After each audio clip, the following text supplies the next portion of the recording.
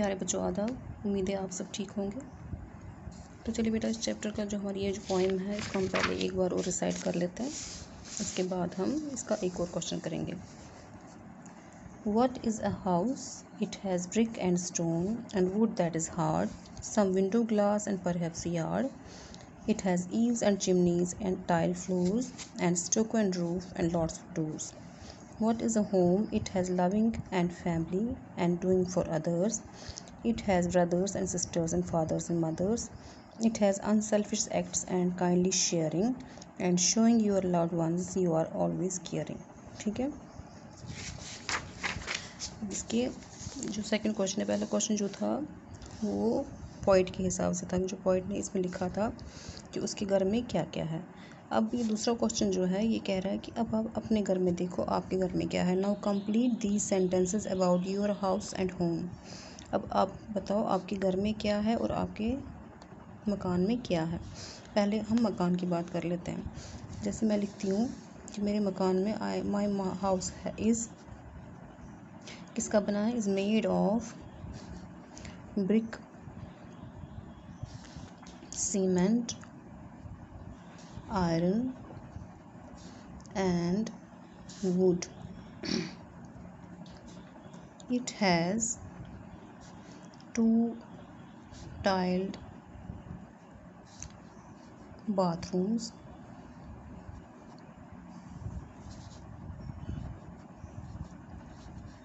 4 rooms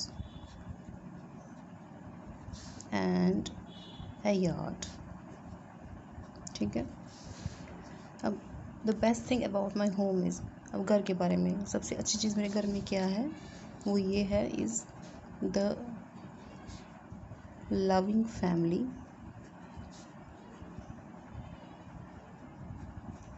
of ours, always ready to do anything for each other. ठीक है।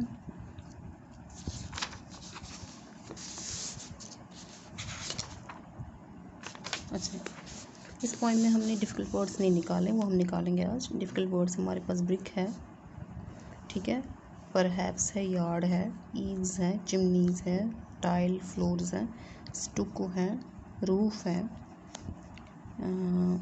Unselfish acts है, sharing, caring. ठीक है, ये डिफ़िकल्ट वर्ड्स हैं, इनको लिख लीजिएगा।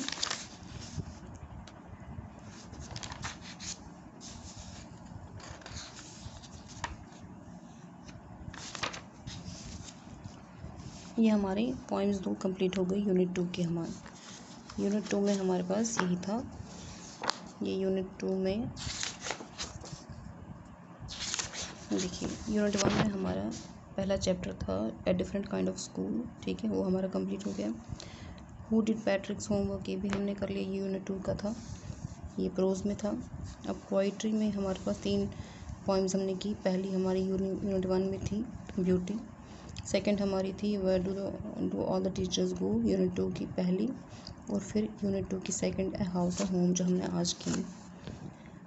अब है शॉर्ट स्टोरीज। शॉर्ट स्टोरीज़ में पहली स्टोरी जो थी यूनिट 1 की थी वो थी टेल ऑफ 2 बर्ड्स, जो हमने की है, और दूसरी है हमारी द फ्रेंडली मोंगूज। आज हम इसको थोड़ा सा पढ़ लेते हैं, उसके बाद कल मैं आपको जो ये पॉइम्स 2 हैं इनके थोड़े शॉर्ट क्वेश्चंस 2-3 निकाल के दूंगी, वो आपको करवाऊंगी, और इसको हम फिर आगे और पढ़ेंगे। आज हम इसकी थोड़ी सी रीडिंग करेंगे। 110 पेज नंबर 110 110 निकालिए अपनी बुक का।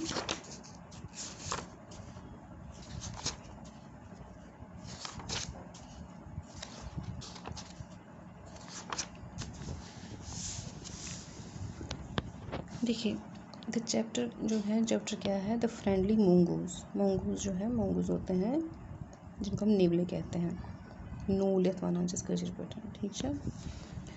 ये फ्रेंडली मोंगूज था, यानी एक ऐसा मोंगूज था, एक ऐसा नेवला था जो कि बहुत अच्छा था, प्यारा था, किसी को कोई नुकसान नहीं पहुंचाता था।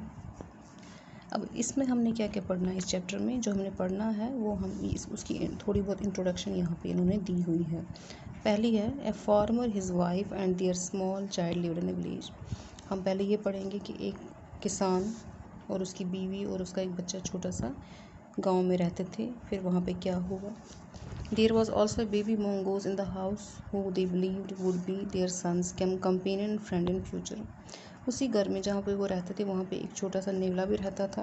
उन्होंने कहा कि आगे जाके हो सकता है वो इनके बच्चे का क्या बन जाए, फ्रेंड बन जाए, और ये दोनों आपस में खेलें। One day the farmer and his wife went out leaving the child alone with the mongoose। एक दिन की बात है कि ये किसान और उसकी बीवी जो है इनको कुछ काम पड़ गया और उन्होंने बच्चे को उस mongoose के हवाले करके वहाँ पे अकेला छोड़ दिया। अब क्या हुआ होगा इस कहानी में वो हम आगे पढ़ेंगे। थोड़ी सी हम एक पैराग्राफ हम पढ़ लेते हैं। Once a farmer and his wife lived in a village with their small son. एक दिन की बात है, एक किसान और उसकी बीवी जो है एक गांव में रहते थे अपने छोटे से बच्चे के साथ। यानी उनका एक छोटा बच्चा था। यानी ये फैमिली थी तीन मेंबर्स की, फार्मर, उसकी बीवी और उनका छोटा सा बच्चा। ठीक है। They loved him very much, क्योंकि नेचुरली माँ बाप जो है अपने बच्चे से बहुत प्यार करते हैं, इसलिए ये भी अपने बेटे से, अपने बच्चे से बहुत प्यार करते थे। We must have a pet, the farmer said to his wife one day. अब इन्होंने देखा कि हमारा बच्चा जो है वो छोटा है, घर में कभी कभी हम उसको अकेला भी छोड़ देते हैं, तो उसने क्या कहा कि हमें कोई ऐसा जानवर पालना चाहिए जो हमारे घर में हमारे घर की रखवाली करे।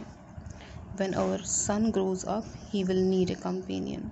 और दूसरी बात ये भी है कि जब हमारा बेटा जो है बड़ा हो जाएगा तब उसको किसी साथी की ज़रूरत भी होगी खेलने के लिए। This pet will be our son's companion। His wife liked the idea। उसने कहा कि जो भी हम जानवर पालेंगे वो हमारे बेटे का दोस्त होगा, हमारा साथी होगा, जो इसका ख्याल भी रखेगा और इसके साथ खेलेगा भी। फार्मर की बीवी को फार्मर की बात पर पूरा इत्तेफाक हुआ, उसको अच्छी लगी कि हाँ आप ठीक कह रहे हो। इसके आगे हम कल पढ़ेंगे।